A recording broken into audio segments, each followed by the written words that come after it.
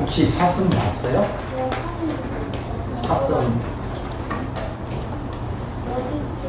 네, 사슴은 날씬하고 너무너무 빨리 달리죠. 근데 사슴은 어디서 달리냐면 평지가 아니고 주로 산에서, 높은 산에서 막 뛰어다녀요. 네? 그 풀밭 높은 산에 막 뛰어다니고. 그런데 오늘 그 기도하는 다윗은 내 발이 사슴처럼 막 빨리 달립니다. 언제 했을까? 사슴하고 달리기 했을까요? 뭐 할 때였어요? 사울한테 쫓기고 전쟁할 때. 옛날에는 누가 잡으러 오면 빨리 도망가야 되거든요. 다윗이. 덩치 큰 애는 골리앗이고, 덩치 큰 골리앗과 싸워 이긴 다윗. 그러니까 전쟁할 때 워낙 빨리 막 사슴보다 빨리 달릴 수 있었어요. 왜 그랬느냐? 원래 다윗은 용감하고 달리기를 잘했어요. 근데 하나님이 이 발에다가 힘을 쫙 줬어요. 마치 안에 발에 이렇게 엔진 달리는 것처럼 하나님이 계속 힘을 줘가지고 빨리 달릴 수 있어요. 그래서 전쟁 때 싸워 이길 수 있었어요. 그래서 오늘 찬양을 하는 거예요. 그런데 전쟁 때 빨리 달려서 도망가기도 하고 적들을 빨리 공격하기도 하는데 그때만 하나님이 도와주는 건 아니에요. 어린이 여러분들이 달리기 할 때도 하나님께서 여러분의 발을 지켜주세요. 학교에서 공부할 때도 글을 쓸 때도 하나님이 손과 함께 계세요. 오늘 이 시편 찬송이 그거예요. 하나님께서 내 몸 곳곳에 힘을 주신다고 찬송하고 있어요. 보이지가 않죠? 하나님이 그렇게 하는 거 오늘 말씀이 가르쳐주고 있어요. 오늘 이 찬송 말씀 잘 배우고 찬송하면서 하나님께서 내가 무슨 일을 하든지 하나님이 나를 딱 잡고 있구나. 그래서 하나님께 찬송합시다. 그러면은 힘든 일 할 때도 하나님이 나를 잡고 있으니까 감사합니다 하고 힘든 일 잘 할 수 있겠죠? 무서운 일 생길 때도 하나님 나와 함께 하시니까 하나님 찬송합니다. 무섭고 힘든 일 있을 때도 하나님 함께 하신다는 걸 가르쳐주기 위해서 오늘 찬송을 가르쳐주셨어요. 계속해서 오늘 찬송하는 내용을 배우면서 하나님이 나에게 힘을 주시는 것, 나를 도와주시는 것 찬송하면서 진짜 우리 하나님은 그렇구나 하고 깨닫는 오늘 시간 되기를 바라요. 그래서 말씀을 들읍시다.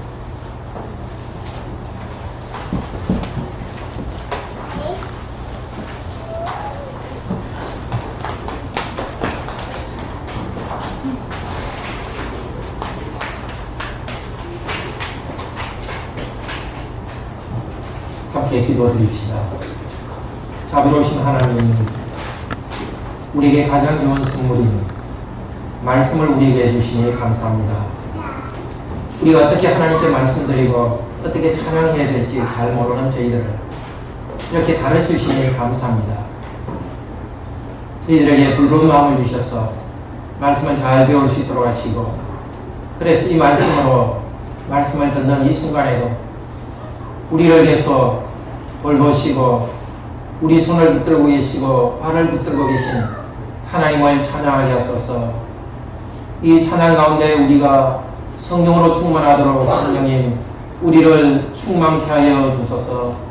그래서 그리스도로 충만하고 삼위 하나님으로 우리를 충만하도록 이 시간 저희들에게 오시고 가르쳐 주소서. 말씀하옵소서. 종들이 듣겠습니다. 주 예수 그리스도의 이름으로 기도드립니다. 아멘. 하나님은 우리에게 능력을 주셔서 이기게 하십니다. 지난 주일에는 죄 용서받은 성도들은 그리스도와 함께 먹고 마시며 설구한다는 말씀을 들었습니다. 세례요한과 구약 성도들은 메시아가 오실 것을 기다리면서 금식하면서 슬퍼하기도 하면서 기다렸습니다. 마침내 메시아가 오셔서 죄인들을 불러서 하나님 나라로 들어와서 함께 즐거워하도록 시작하셨습니다. 물론 우리도 죄 때문에 부르짖기도 하고 또 어려운 일이 있을 때 금식하기도 합니다. 그렇지만 지금 시대는 새로운 시대가 되었습니다. 슬퍼하면서 예수 그리스도를 기다릴 때가 아니라 이미 오신 예수 그리스도 때문에 기뻐하는 때입니다. 잠깐의 슬픔도 다시 기쁨으로 나아가는 순간입니다. 그리스도께서 다시 오셔서 완전한 기쁨을 우리에게 주실 것입니다. 그리스도를 더욱 신뢰하면서 그리스도와 함께 즐거워하는 것을 계속 훈련해 갑시다. 오늘 18대는 오래전에 전쟁에서 능력 주기시고 이기게 하는 것을 돌아보면서 감사하는 찬양입니다. 우리와는 관계없어 보입니다. 그렇지만 에베소서 5장 18절에서는 성령으로 충만하라 하시고는 시와 찬미와 신령한 노래로 화답하며 바로 이 시편입니다. 이 시편, 우리와 관계없어 보이는 이 시편을 부르고 찬양할 때 우리에게 성령님으로 충만하겠다고 약속해 주셨습니다. 우리가 어떻게 하나님을 찬양할지 잘 모르는데 하나님을 찬양할 수 있도록 우리에게 주신 선물입니다. 우리도 그때 다윗처럼 선한 싸움, 착한 싸움을 하면서 살아갑니다. 죄와 싸우고 나쁜 유혹과 싸우고 악과 싸우고 사탄과 싸웁니다. 그리고 하나님은 우리에게 맡겨주신 일을 할 때 정말 싸우듯이 우리 사명을 다합니다. 가정에서 일을 할 때도 정말 전쟁에서 꼭 저기에서 이겨야 되듯이 내가 해야 될 일을 해내려고 싸우듯이 일합니다. 학생들도 힘껏 내가 땅을 넓히듯이 내 지식을 넓히면서 힘껏 선한 싸움을 하듯이 공부합니다. 우리의 싸움은 혈과 육에 대한 것이 아니라 공중전체에 잡은 사탄과의 싸움이라고 말했습니다. 악과 싸우면서 선한 우리의 삶을 넓혀가고 소명을 다하기 위해서 우리도 오늘 이 말씀을 통해서 선한 싸움을 싸우는 방법을 알아봅시다. 다윗왕은 자기가 전쟁에 나갈 때 하나님께서 큰 능력으로 입혀주시고 이기게 한 것을 감사하고 있습니다. 우리도 감사 찬양하는 것을 배웁시다. 살아계신 하나님께서 우리를 성령으로 충만케 하실 것입니다. 시편 18편은 5부분 아니면 3부분으로 구성되어 있습니다. 시작 부분 찬양이 1절에서 3절입니다. 마지막 부분 찬양이 46절에서 50절입니다. 찬양에서 찬양으로 끝납니다. 그 사이에는 찬양해야 될 이유를 3가지를 이야기합니다. 4절에서 19절까지는 적들로부터 나를 건져주셨습니다. 도망쳐서 살게 해주셨습니다. 그것 때문에 찬양합니다. 그리고 오늘 본문 31절에서 45절까지는 하나님께서 힘을 주셔서 적을 이기게 하셔서 감사합니다. 그리고 가운데 있는 20절에서 30절은 하나님의 말씀, 그 말씀을 참으로 순결하고 완전합니다.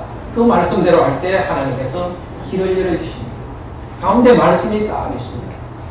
그러니까 다윗은 전쟁에서 적으로부터 도망하고 적과 이기는 그 일에서 하나님을 찬양했지만 그 중심에는 하나님의 말씀이 있었습니다. 계시된 그 말씀을 붙잡고 갈 때 하나님께서 길을 열어주었습니다.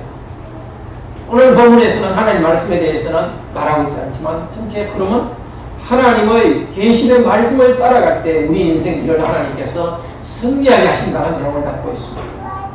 자, 다윗이 전쟁에서 승리한 이야기를 통해서 하나님께서 지금도 말씀을 듣고 말씀으로 따라가는 우리들에게 이기게 하시는 것을 배우고 감사하도록 합시다. 먼저 31절에서 45절은 하나님께서 선한 싸움을 싸우도록 능력을 주셔서 이기게 하신 하나님 당신을 찬양합니다. 31절에서 36절은 하나님께서 나에게 능력을 계속 공급해 주셨다는 것을 찬양합니다. 31절 같이 읽겠습니다. 실로 여호와 외에 누가 하나님이며 우리 하나님 외에 누가 안식입니까? 이렇게 이제 찬양을 시작합니다. 여호와 하나님, 우리 언약의 하나님, 조상들을 이집트에서 나오게 하시고 이렇게 번성하신 여호와 당신만이 참 하나님이고 이 우리 하나님이 참으로 안식입니다. 근데 이 시편 전체에 우리라는 말은 여기 딱 한 번 나옵니다. 시편은 내가 하나님께 찬양하는 것입니다. 그렇지만 내가 찬양하고 있지만 혼자 찬양하는 것이 아니라 우리 하나님, 교회 공동체의 한 사람으로 하나님을 찬양하고 있습니다. 그리고 이렇게 개인이 찬양하고 있지만 찬양을 듣는 다른 성도들에게도 유익을 끼치고 있습니다. 그래서 시와 찬미와 신령한 노래들도 서로 화답하며 하나님께 찬양을 듣는데도 우리는 서로에게 말합니다. 찬양은 하나님께, 우리의 마음은 하나님께 드리지만 우리의 음성을 통해서 서로를 격려하고 함께 찬양할 수 있도록 서로에 대한 사랑이 기도합니다. 네, 어떻게 하나님이 나의 반석입니까? 구체적으로 32절부터 쭉 고백하고 있습니다. 32절, 33절, 34절 같이 읽으면서 하나님을 찬양합시다. 이 하나님, 능력으로 내게 그림이 둘러주시고 있는 분, 그분이 내 길에 완전함을 주십니다. 그분이 나의 발을 암사슴 같게 공급하시고 있는 분, 나의 높은 곳에 나를 서게 하시며 그분이 내 손을 전쟁하도록 가르치시고 있는 분, 노다를 반깁니다. 내 팔이. 다 이렇게 하고 있는 분, 하고 있는 분, 하고 있는 분으로 끝납니다. 그분은 멀리 계신 분이 아닙니다. 내가 그분에 대해서 말하고 있습니다. 과거에 나에게 전쟁 가운데 승리하게 하신 하나님을 말하고 있는데 그 하나님은 현재 진행형 계속 하고 있는 분입니다. 능력으로 띠뛰고 있는 분이고 내 발을 사슴 같게 계속 공급하시는 분이고 전쟁에서 이기도록 가르쳐 주시는 분입니다. 전쟁에 나갈 때마다 능력으로 허리띠를 딱 줄라매야 힘이 나지 않습니까? 이 힘이 사실 허리에서 나온다고들 이야기하죠. 허리에 힘을 줄 때 온몸에 힘이 번져가죠. 하나님께서 하나님 당신이 힘으로 전쟁의 지휘자인 지휘관 다윗의 허리에 능력으로 하나님께 둘러주시고 있다고 고백합니다. 우리들에게는 하나님, 다윗과 같이 하나님을 믿고 있으니까 우리들의 삶에서도 하나님께서 능력으로 우리를 둘러주셨습니다. 우리가 잘 모르기 때문에, 고백하지 않기 때문에 오늘 이 말씀을 통해서 우리도 이렇게 고백하라고 가르치고 있습니다. 지난주에 하나님의 능력이 나를 둘러줬구나, 그런 체험은 조금씩은 있을 것입니다. 그렇지만 도대체 내가 능력 있게 살았는지 모르겠다, 그렇게 고민하고 있는 우리에게 아니다. 그 순간에도 나는 능력으로 너희를 둘러주셨으니까 너희 이 시간 예배로 나온 너희 모두들 내게 힘으로 하나님께 둘러주셨기 때문에 지난 한 주간 살았습니다 하고 감사하라고 가르치고 있습니다. 그분이 내 길에 완전함을 주십니다. 완전함이라는 것은 23절에 이미 한 말입니다. 하나님과 함께 완전하다고 말했습니다. 좀 앞에 보면 하나님 앞에 함께 완전한 것은 하나님이 주신 규례와 율례를 가지고서 하나님께 완전했다. 그러니까 내가 전쟁 때 하나님께서 완벽하게 잘 싸울 수 있도록 하셨는데 그 완전함은 어디서 나오느냐? 하나님께서 가르치신 그 말씀대로 하나님과 같이 살아가는 가운데서 내가 온전한 삶을 살아갔기 때문에 그 하나님의 관계에서 온전함 때문에 하나님께서 이 전쟁에서도 온전한 지혜를 주셨습니다. 그리고 30절에서는 이 하나님 그분의 일은 완전하다와 똑같은 말을 씁니다. 하나님 말씀, 그것은 완전하기 때문에 그 말씀을 붙들고 살아갈 때 그 말씀의 빛 가운데 전쟁하는 이 성도에게는 하나님께서 그 완전한 길을 그대로 적용시켜 주셨습니다. 하나님께서 능력으로 그 말씀에 신실하게 살아가는 헌신된 그 종이 전쟁에 나갈 때는 하나님께서 그때 순간순간 지혜를 발휘할 수 있도록 성령님을 통해서 지혜를 주시고 완전한 길을 인도해 주었습니다. 전쟁 때 잘못 들어가면 적들이 있는데 들어가면 그대로 죽잖아요. 그런 길로 안 빠지도록. 그리고 어떤 길로? 나의 발을 암사슴 발같이 계속 공급하고 있는 겁니다. 그냥 암사슴 발같이 그냥 만드는 것이 아니라 계속해서 내 발이 암사슴 발처럼 되도록 지속적으로 힘을 공급해 주십니다. 그래서 나를 나의 높은 곳에 세웠습니다. 전쟁할 때 좀 빨리 높은 곳에 고지에 가야 거기서 활을 쏘고 적들을 이길 수 있지 않습니까? 제일 빨리 높은 곳에 갈 수 있도록 그 온전함을 나에게 주셨습니다. 바로 이 하나님입니다. 그리고 그분께서는 내 발만 온전하게 하는 것이 아니라 내 손을 전쟁하도록 가르치고 있는 분입니다. 어떻게 전쟁해야 될지를 훈련시키고 가르칩니다. 하나님께서 가르치시기 때문에 내가 활을, 엄청나게 무거운 활도 힘껏 당깁니다. 아니면 작은 활도 큰 활을 당길 때 그 힘을 가지고 내가 쏠 수 있었습니다. 다윗이 그렇게 기적적으로 골리앗을 이길 수 있다는 것은 하나님의 기적적인 힘이 함께 있기 때문입니다. 물론 다윗은 평소에 신적도 있고 또 돌팔매도 연습해가지고 노련한 돌팔매 꾸기기도 합니다. 또 전성적으로 용기가 있습니다. 그렇지만 다윗은 적들이 물같이 밀려오는 그런 어려운 가운데서 벗어날 수 있는 것은 도저히 그것은 내 신적으로 된 것이 아니라 하나님께서 나에게 특별하게 발에 정말 초고속 엔진이 달렸듯이 나에게 그렇게 힘을 주셨기 때문에 가능했다. 하나님의 함께 하심을 감사 찬양하고 있습니다. 우리들은 잘 모릅니다. 잘 모르는 우리들도 이렇게 감사 찬양하라고 합니다. 가사일을 하는 저의 손에 하나님께서 힘을 주셨습니다. 공부하는 나의 손에 하나님께서 힘을 주셨습니다. 영업하기 위해서 빨리 달리는 나의 발에 주님께서 암사스처럼 민첩하게 나를 공급하셨습니다. 주일마다 하나님 말씀을 듣고 하나님 영광을 위해 살아가려는 우리들에게 하나님께서 함께 하셨습니다. 이 시간 우리 하나님을 찬양하도록 합시다. 내 느낌을 따라서 이것도 못했는데 저것도 못했는데 느낌에 가두어지지 맙시다. 하나님께서 열어주시는 찬양의 세계로 나아갑시다. 찬양할 때 찬양하면서 우리에게 영적 세계를 열어주십니다. 우리의 발과 손을 하나님께서 지키시고 힘을 주셨다는 이 사실을 고백하고 인정하고 찬양하면서 이번 한 주간은 더 그것을 생생하게 체험하기를 바랍니다. 이제 35절부터는 앞쪽에서는 하나님을 그분이라고 말했는데 35절에서는 당신으로 바뀝니다. 그분 하나님으로 이야기했다가 당신 하나님으로 이야기합니다. 35절 36절 같이 읽으면서 찬양합시다. 또 당신은 나에게 당신의 구원의 방패를 주셨고 당신의 오른손은 나를 붙들고 당신의 온유함 낮추심이 나를 많게 번성하게 하셨습니다.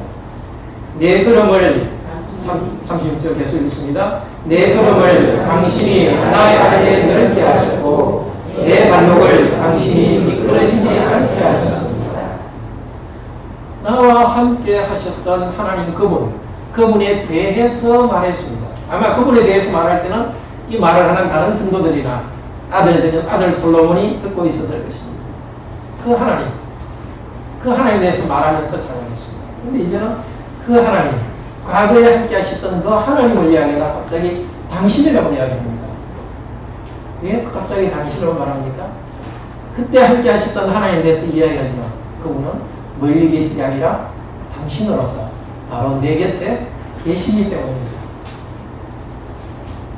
그때 함께 하셨던 당신, 그분은 지금 당신 앞에 나는 찬양합니다. 우리 성경에서는 하나님을 당신이라고 말하면 좀 불경스러워 보이니까 전부 주로 바꿔놨습니다. 그래서 시편에 나오는 대부분의 주어는 사실은 당신입니다. 친근하게 하나님을 당신으로 부릅니다. 그렇습니다. 당신이 나에게 하셨습니다. 적들이 화살을 쏠 때 내가 방패로 막았습니다.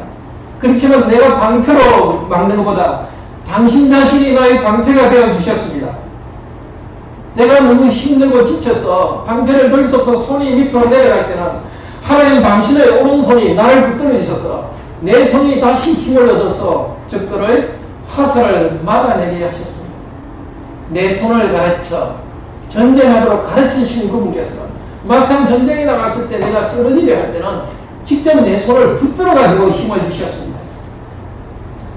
내가 약해지는 것을 당신은 멀리서 보고 계시지 않으시고 낮아지셨습니다.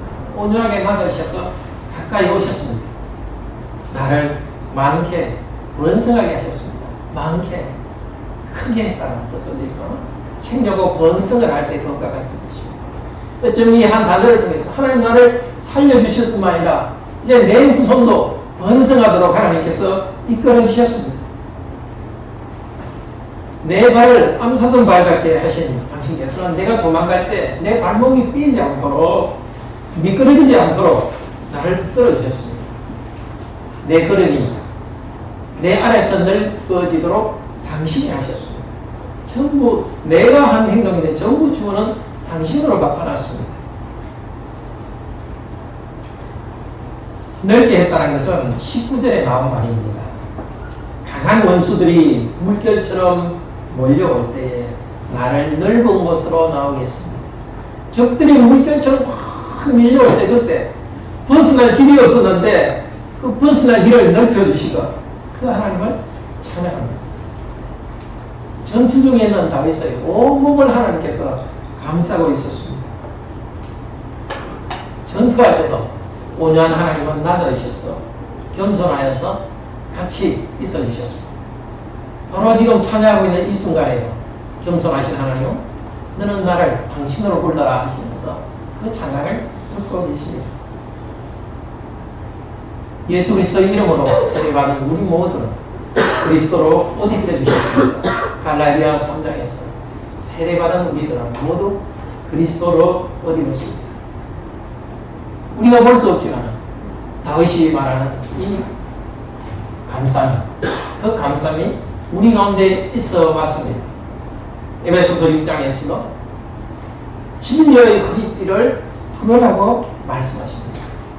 하나님께서 우리를 진리의 허리띠를 다윗에게 힘으로 허리띠를 주신 하나님께서 우리에게 진리의 허리띠를 두르라고 하십니다.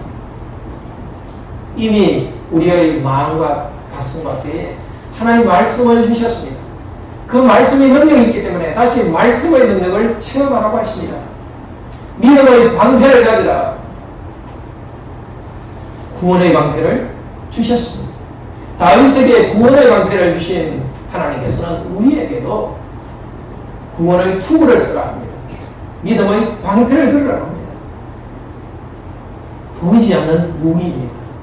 하나님 말씀이 우리에게 있고 말씀을 그냥 거기 있는 말씀으로 생각하는 것이 아니라 말씀을 받아들이고 아멘하고 받아들일 때 그 말씀이 내한테 받아들일 때 믿음이 되고 그 믿음이 나에게 이 어려움을 막아내는 방패가 됩니다.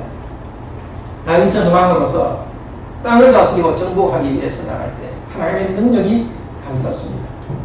지금 우리에게도 땅을 다스리고 정복하라고 하셨습니다. 적들이 우글거리는 그곳에서 다윗은 승리의 노래를 했습니다. 죄악이 우글거리고 악한 사람들이고 정말 너무 인위적으로 되어가는 이 상황 속에서도 하나님께서는 우리에게 땅을 다스리고 정복하라고 하셨습니다. 다른 것이 아니라 바로 우리의 생활 현장 그곳에서 하나님께서는 우리를 능력으로 감싸고 있습니다. 나를 부르고 있는 삼위일체 하나님을 믿음으로 받아들이고 찬양하면서 나아갑시다. 이제 37절에서 42절은 적을 완전히 부수는 것에 대해서 말합니다. 앞쪽에서는 하나님 그분, 하나님 당신이 나에게 감싸 주셨습니다. 그리고 37절부터는 이제 하나님이 함께 하신 것이 적들을 공격하는 데서 나타났습니다. 37절, 38절 같이 찬양합시다.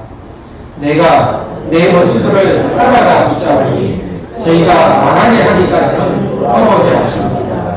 내가 그들을 쳐부숴서 그들은 일어날 수 없고 그들은 내 발 아래 엎드러지리라. 과거에 있었던 일이지만 너무 생생하게 현재처럼 말하고 있습니다. 주님께서 내 발을 넓혀주니까 나는 원수들을 따라가 붙잡습니다. 성경에서 원수란 말은 내가 원수 삼는 사람이 아닙니다. 성경에 나오는 모든 원수는 나를 원수로 삼는 사람이라는 뜻입니다. 성도들이 다른 사람을 원수로 삼는 게 아니라 나는 바로 살아가는 대로 나를 원수 취급하는 사람입니다. 도망가던 다윗이 이제는 적들을 뒤따라가서 붙잡습니다. 그리고 완전히 망할 때까지는 돌아오지 않습니다. 그들을 쳐부숴버리니까 그냥 아이들 하면 완전 박살을 내버리니까 거의 그 뜻입니다. 쳐부순다는 게. 완전히 힘으로 박살을 내니까 그들은 일어날 수 없고 내 발 아래 엎드려집니다. 내가 그렇게 말했습니다.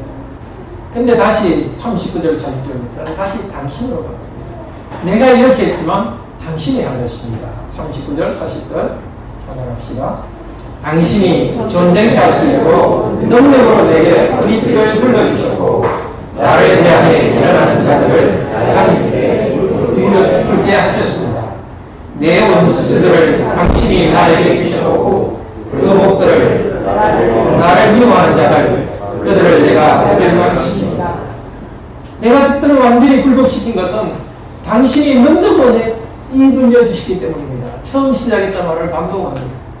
내 능력으로 실력을 발휘했지만 그 능력은 하나님 당신에게 온 것입니다. 대적을 내 발 밑에 무릎 꿇게 하고 승리를 얻게 하십니다.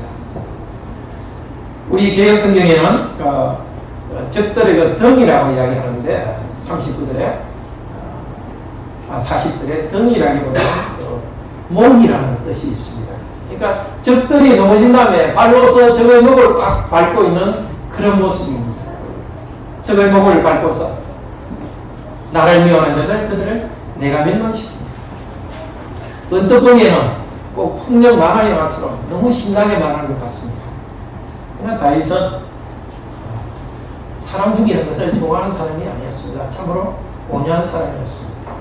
여기 나온 단어들은 특히 38절에 원수를 쳐부순다 이런 말은 구약성경에 몇 번 나오지 않는 단어인데 어디에 두 번이나 나오냐면 신명기 32장 33장에 나옵니다.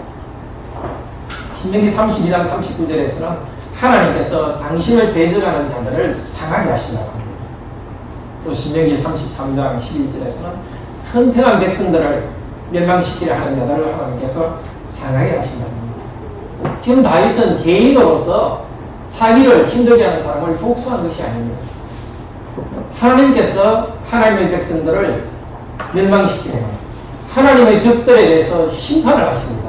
그 심판하시는 대행자로서 그 일을 하고 있습니다. 마치 사형받을 사람을 총으로 사형 집행하는 사형 집행관처럼 다윗은 이 일을 합니다.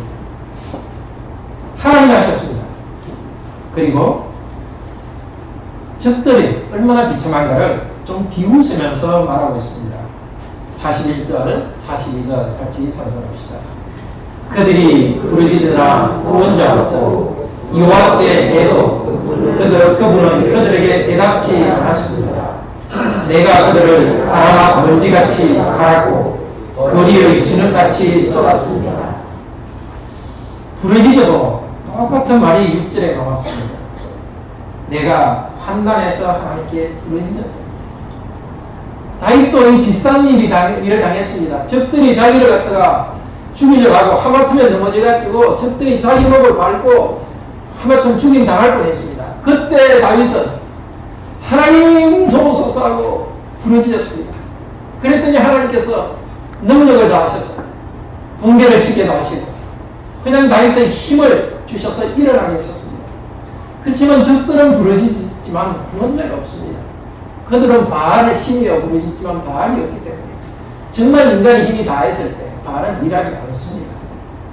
그런데 여호와께 해도 그분은 그들에게 대답하지 않습니다.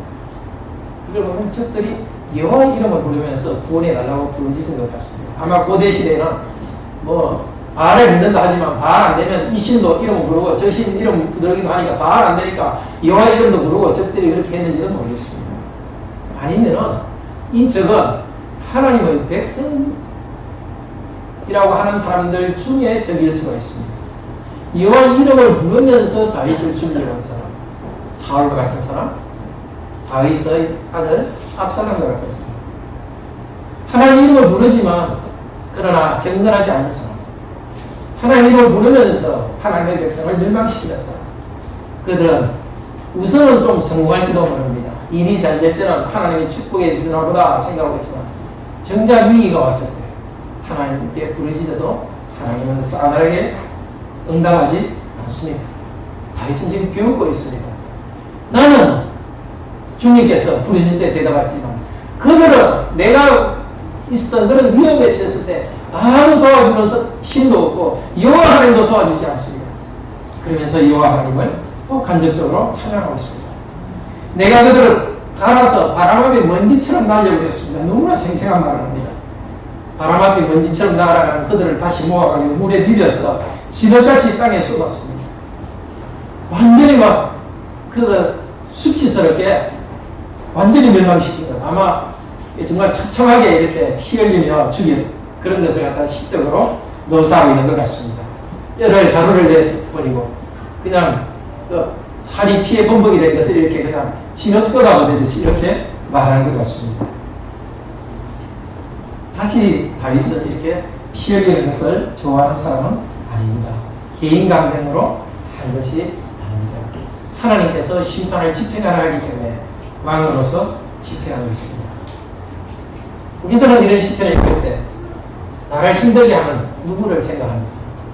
원수를 완전히 박살내버리고 그러나 그 적은 사실은 제일 큰 적은 우리 자신입니다. 바깥에 있는 적은 쉽게 무너뜨릴 수 있습니다. 그렇지만 내 안에서 교묘하게 하나님 이름을 부르면서도 일어나는 탐욕, 미워하는 마음. 옛날에는 하나님 나라가 경계가 있었습니다만 이제는 더 이스라엘 나라, 하나님 나라를 한 군데 있자고 막 섞여 있습니다. 적은 우리들 안에 있습니다. 멸망할 적은 바로 첫 번째 멸망할 적은 내 안에 있는 탐욕과 교만입니다. 하나님의 성경에 일에 게으르고 사랑에 게으른 우리를 하나님께서는 정말 가루를 내고 그런 자기를 가루를 내고 우리를 흩어버리기를 원하십니다. 말씀의 무기로 먼저 우리 자신을 죽이면서 능력을 체험하기를 바랍니다. 이제 43절부터는 다윗은 개인의 승리가 아니라 전체 국가적 차원의 지도자로 자기를 세우시고 세계 다른 나라들까지 지배하신 하나님을 찬양합니다. 43절에서 45절 같이 찬양합시다. 당신이 나를 백성의 다툼으로부터 구조하고 나를 이방 민족들의 머리로 두시니 내가 알지 못했던 백성이 나를 섬깁니다. 귀로 듣는 역시 그들이 내게 순종하고 외국인의 자손이 나에게 굽실거립니다. 외국인의 자손이 시들시들하며 그들의 구멍 요새로부터 떨며 나옵니다. 전투에서만 이긴 것이 아니라 이제 나라를 다스리는 은혜를 주셨습니다. 그런데 바깥 적들보다도 백성의 다툼이 힘들었습니다. 흥미로운 하나님께서 구조해 주셨습니다. 왕에 대한 모함이 있었고 군사 반란이 있었습니다. 사울의 공격과 심지어 자기 아들까지도 반란을 일으켜 죽이려고 했습니다. 온갖 좋지 않은 소문도 만들어냈습니다. 그 힘든 것 가운데서 하나님께서 나를 구조해 주셨습니다. 그리고 이방 나라들에 대해서 전쟁에서만 이긴 것이 아니라 그 백성이 나를 섬깁니다. 나를 순종합니다. 이 말은 주위 나라, 모압이나 암몬 같은 나라를 정복해가지고 계속 조공을 바치도록 지배국이 되도록 만들어 주었습니다. 실제로 다윗 왕 때는 그때 동쪽으로 메소포타미아나 또 서남쪽으로 이집트도 강하지 않았고 다윗 왕국이 가장 강한 세계 강국이 되도록 했습니다. 그런데 알지 못하던 백성이 나를 섬긴다. 이것은 우리 성경 어디 봐도 다윗 때 이루어진 일은 아닙니다. 이 말 속에 이미 예언적인 것이 포함되어 있습니다. 다윗과 함께 했던 하나님께서 하나님 나라를 세웠던 그분께서는 이제 다윗이 알지 못하던 백성들이 그 하나님 나라로 들어오게 하실 것입니다. 외국인의 자손들이 나에게 굽식거리고 시들시들하며 구멍 요새로부터 떨며 나올 것입니다. 다윗의 후손으로 올 예수 그리스도 앞에서 이방 나라들이 떨면서 나올 것입니다. 말라가는 풀처럼 그 교만이 시들시들해지고 그리스도께 나올 것입니다. 그런데 그 나라에서는 다윗 때도 그랬지만 그리스도 때도 그 백성들이 왕을 공격했습니다. 그리스도도 하나님의 백성으로부터 죽임을 당했습니다. 성도도 교회 안에서 성도로 하는 교인으로 하는 사람으로부터 공격도 당하고 고통을 당합니다. 그러나 하나님께서 거기로부터 빠져나오게 하는 것을 찬양하면서 참고 나갑니다. 그때 다윗이 이방 사람들이 구멍열쇠로부터 떨며 난다고 했듯이 지금도 하나님의 말씀이 들려질 때 사람들은 떱니다. 귀로 듣는 즉시 사람들이 순종한다고 했는데 지금도 하나님의 말씀을 바로 전할 때 말씀이 사람들에게 나아갈 때 사람들은 자기 마음속에 있는 감추어진 죄가 드러납니다. 고린도전서 14장 25절에서 말합니다. 믿지 않는 자가 교회에 와서 예언의 말씀, 복음 말씀이 선포될 때 자기들의 숨은 것이 드러나서 과연 하나님이 계시다고 고백한다고 했습니다. 다윗 때 칼로서 적들이 떨면서 나왔다면 이 시대는 하나님의 말씀을 바로 전하고 바로 듣고 바로 순종할 때 믿지 않는 자들이 떨면서 나오게 됩니다. 이것이 하나님께서 우리에게 주신 신령입니다. 적들을 폭력으로 제압하는 것이 아니라 하나님의 말씀과 말씀에 순종하는 것을 통해서 그런 성도의 삶의 카리스마를 통해서 믿지 않는 자들이 복종합니다. 이제 46절에서 50절 다윗은 하나님을 결론적으로 찬양합니다. 앞쪽에 지금까지 31절에서 45절까지 찬양한 것뿐만이 아니라 1절부터의 내용을 전체로 조각하면서 하나님을 찬양합니다. 46절, 47절, 48절 같이 읽으며 찬양합시다. 살아계신 여호와 찬송하려다 나의 안에서 내 구원의 하나님을 높일지어다. 이 하나님 나를 위하여 복수함을 주시고 있는 분, 민족들을 나의 아래에 복종하게 하십니다. 나를 원수들로부터 구조하시고 있는 분, 시로 나를 향해 일어나는 자들로부터 당신은 나를 높이시고 포악한 사람들로부터 나를 던지십니다. 살아계신 여호와, 여호와께서 살아계신 건 당연합니다. 왜 살아계신 여호와 이 말을 하실까? 과연 당신은 살아계시다는 것을 저는 체험했습니다. 내 구원의 하나님, 나를 구원하신 거기에서 원수들이 물결처럼 밀려갈 때 나를 구조하신 거 정말 하나님은 살아계신 하나님입니다.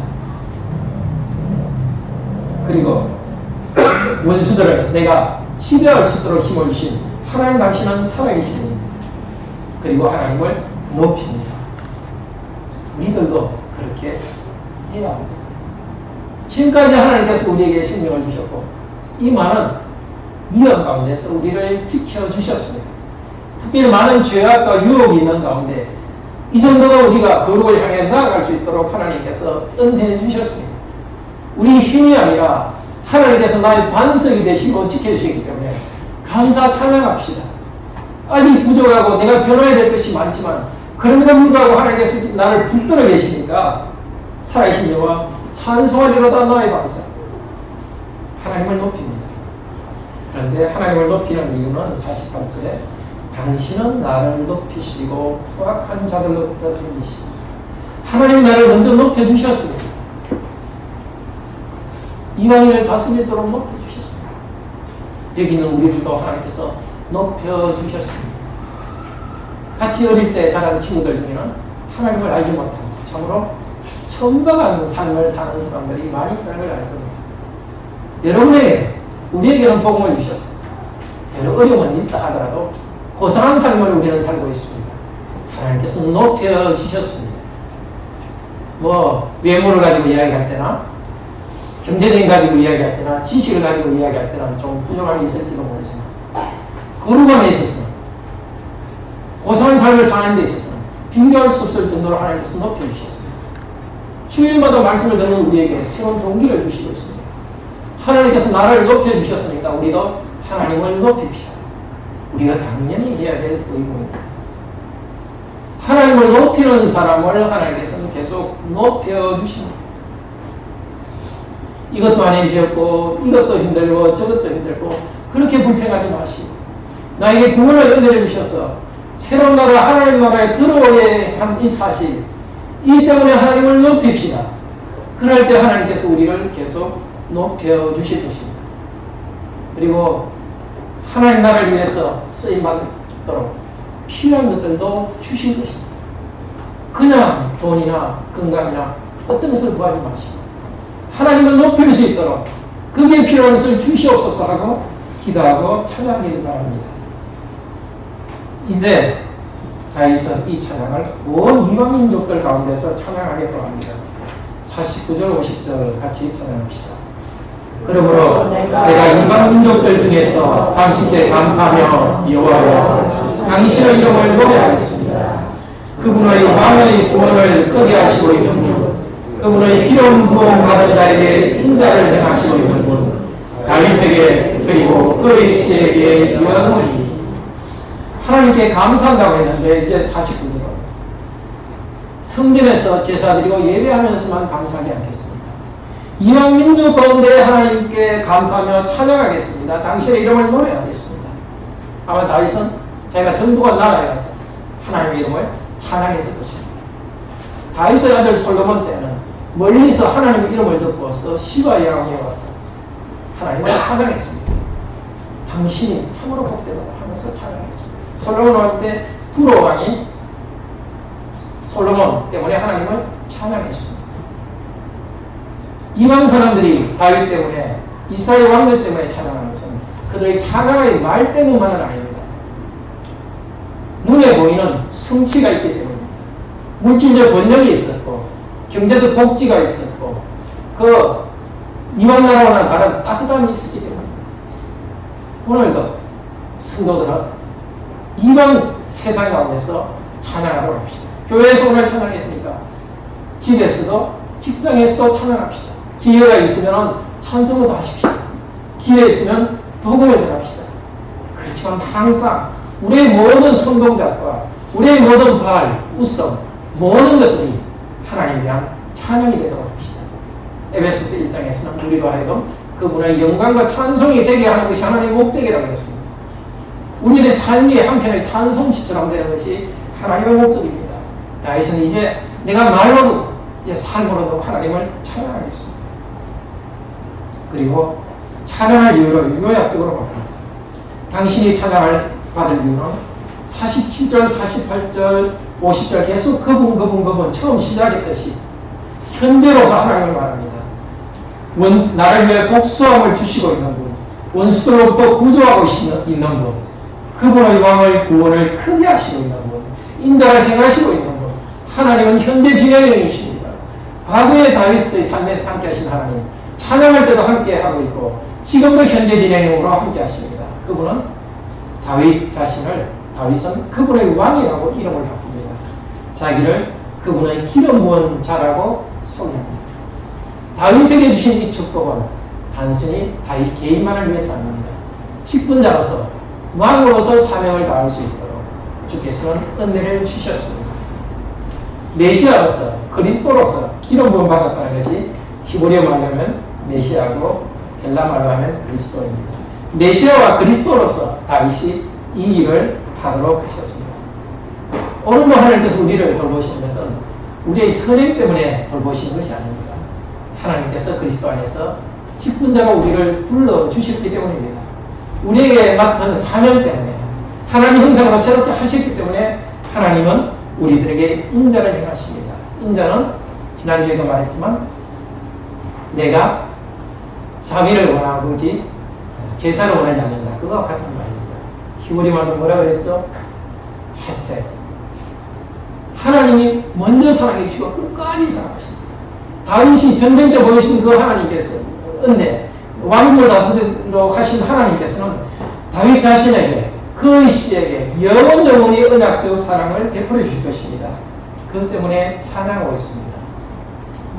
우리는 이 찬양이 바로 그리스도와 교회 안에서 사랑과 평화의 성비를 주시는 하나님을 찬양하는 찬양이라는 것을 압니다.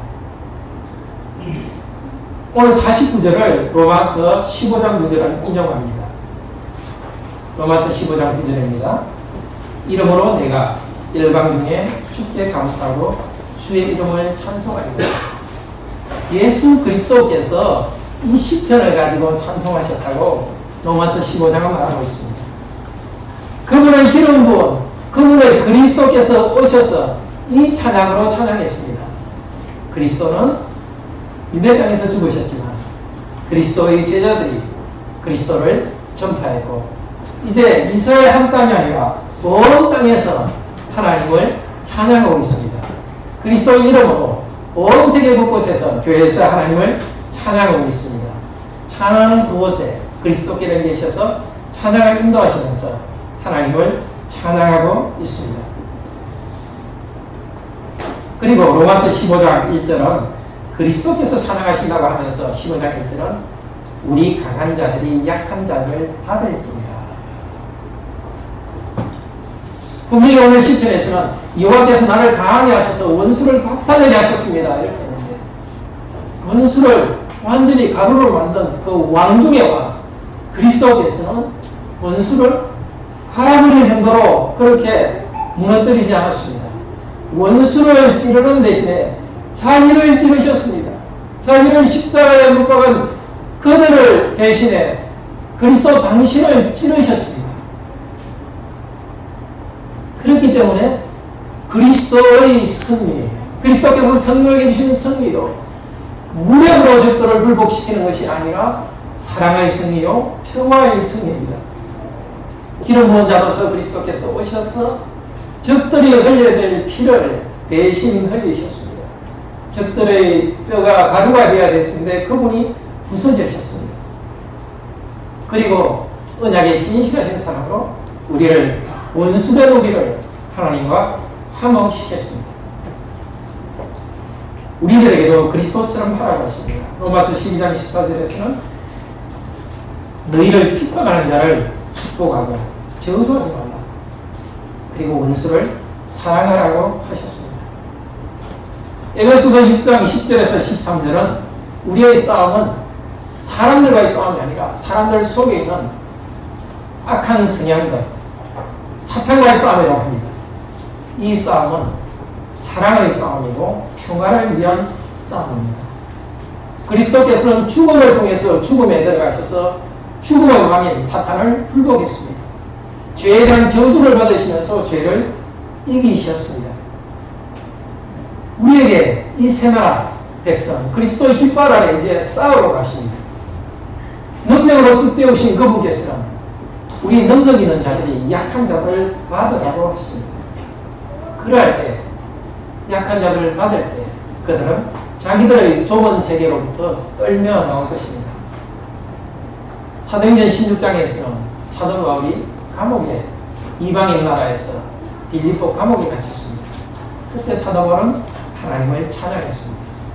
하나님 그 찬양을 들으시고 감옥문을 흔들어 열게 했습니다.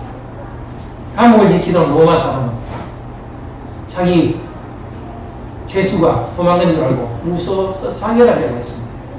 그때 바울이 여기 있다 하니까 더 떨었습니다. 떨면서 선생이 어찌하고 기도하고 찬양하는 자들에게 세상 없는 하나님께서는 능력을 주고 떨며 나오게 했습니다. 그리스도께서 십자가에 돌아가실 때도 백부장이 멀리서 보고서 과연 이분은 하나님이시다고 고백했습니다. 그리스도께 우리에게 주신 말씀을 따라서 복음을 따라서 죄 용서의 은혜를 즐거워합시다. 그리고 그리스도께서 우리에게 주신 새로운 무기, 진리의 무기를 허리에 꽁꽁 묶고 믿음으로 받고 나갑시다. 그럴 때 우리의 대장 되신 그리스도께서 우리 가운데 나타나십니다. 십자가에 죽으셨지만은 이기고 살아나신 그리스도, 죽음을 통해서 죽음을 이긴 그리스도, 연약한 자를 받으신 그리스도, 그리스도께서 우리에게 나타나십니다. 그 약속으로 오늘 말씀을 주셨습니다. 어떻게 그리스도께서 우리에게 나타나실지 감사하면서 찬양합시다. 이렇게 원수를, 우리를 힘들게 하는 사람을 부드럽게 대할 때 우리도 반박하기도 합니다. 요즘처럼 가정에 파괴하는 그런 일을 하는 사람들에게, 동성애를 정당하고 주장하는 사람에게 우리는 논쟁도 해야 됩니다. 그리고 경쟁 사회에서 우리도 기업을 일구 갑니다. 그러나 경쟁자들과 또 반대자들에 대해서도 우리는 미워하지 않습니다. 사랑할 기회를 찾습니다. 반대하는 말을 하는 그 순간에도 그들에 대한 사랑과 평화의 맹세를 했습니다. 이 승리를 주시기를 원하시니까 이번 주 찬양하며 나아가도록 합시다. 우리 다 같이 10절 말씀으로 하나님께 찬양